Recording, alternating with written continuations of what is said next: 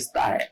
और आज आपको बता दूं कि हमको भगवान तक, गुरु तक, सच्ची आराधना तक, अध्यात्म तक जाने से कोई रोकती है तो वो है माया की अशुद्धि, अहंकार की अशुद्धि और कर्मों की अशुद्धि। ये तीन मल है। मल यानी अशुद्धि। तीन अशुद्धि है, माया मल, कर्म मल, अहंकार मल। ये कहां घुसे हुए हैं महाराज? ये आपके नाड़ियों में घुसे हुए हैं। किधर घुसे हैं? आपके नाड़ियों में खून ही नहीं दौड़ रहा है, आपका अहंकार, आपके कर्म, आपकी माया। इसीलिए इस संसार में किसी भी, जीसस कृष्ण को ले लो, नानक जी, कबीर जी को ले लो, राम जी, कृष्ण जी को ले लो, योगिर भव अर्जुन। कृष्ण कहते हैं मुझे क्या बनना चाहिए भगवान बताओ। अर्जुन पूछते तो भगवान कृष्ण कहते हैं योगी बन। और योग साधना का प्रारंभ, प्रथमता शुरू होता है नाड़ी शोधन से, नाड़ियों की शुद्धि से। क्यों? उनको पता है कि जो दम्भी होगा, अहंकारी होगा, वो नाड़ी के अशुद्धि से ही होगा। जो बड़े बड़े दान करवाते हैं, आप देखिए, मैं देखता हूं कि ये ट्यूबलाइट जो मंदिरों में जो 500 रुपए का ट्यूबलाइट सेट दान करते हैं, वो 4 फुट के ट्यूबलाइट को एक दिन देखा मैं कि भाई ट्यूबलाइट जल क्यों नहीं रहा है, ये मंदिर अंधेरे में क्यों है? भक्त बोल रहा मेरा कि लाइट तो जल रहा महाराज, लाइट जल रहा है तो ये अंधेरा क्यों आ रहा है भाई? इतना अंधेरा क्यों जब लाइट जल रहा है? तो ट्यूबलाइट है, अच्छा उजाला आना चाहिए।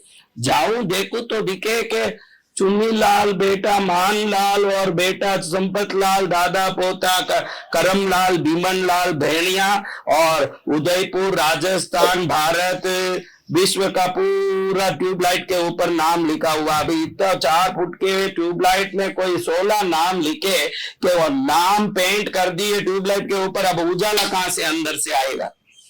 ये दान देते समय दिखाने की भाव क्यों आती है? क्योंकि अहंकार का मल अंदर नाड़ियों में भरा हुआ है, और ये चाहिए, वो चाहिए, संसार चाहिए, ये माया मल अंदर में भरा हुआ है।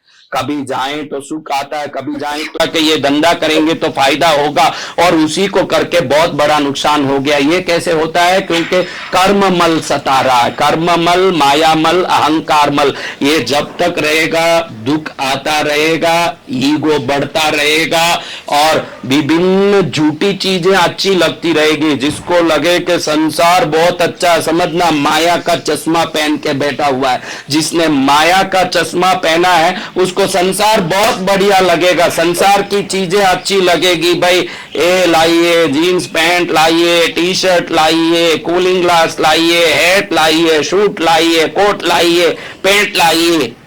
क्यों? माया अच्छा लग रहा है। जब माया खत्म हो जाएगी, सच्चिदानंद स्वरूप को प्राप्त करने की ललक अंदर आ जाएगी।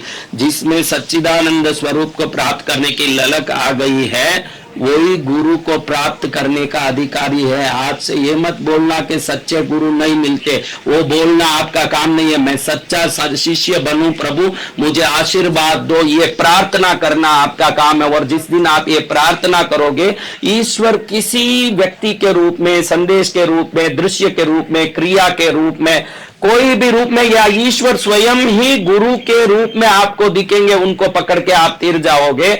आपके लिए तीरने के लिए हजारों माध्यम ये ब्रह्मांडीय ऊर्जा बनाएगी, लेकिन तीरने का ललक आ गया तो काफी है। बाद में अयोग्यता और अज्ञानता मिटाना उस ललक की शक्ति का काम है जो आपको मिटाएगा। अब मैंने आपको बताया कि 3 चीजें हैं जो परेशान करती है, अहंकार मल, माया मल और कर्म मल।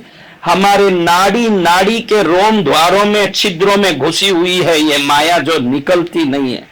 सबको कहता हूं कि रोज कुछ करो मत करो, प्राणायाम जरूर करो, उसमें भी अनुलोम विलोम जरूर करो। क्योंकि हर माया, मेरी बेटी, मेरा बेटा, अरे कितने बेटे पैदा किए, कितने बेटियां पैदा की है, लाखों जन्मों में पैदा कर लिए, और लाखों जन्मों में पैदा करना, अभी उनके पीछे ही पड़े रो रहे हैं।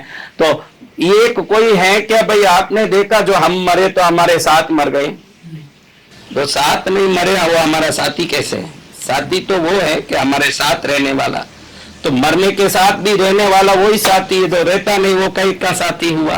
तो कोई साथी नहीं है, साथी वो है जो मरने के बाद भी होगा।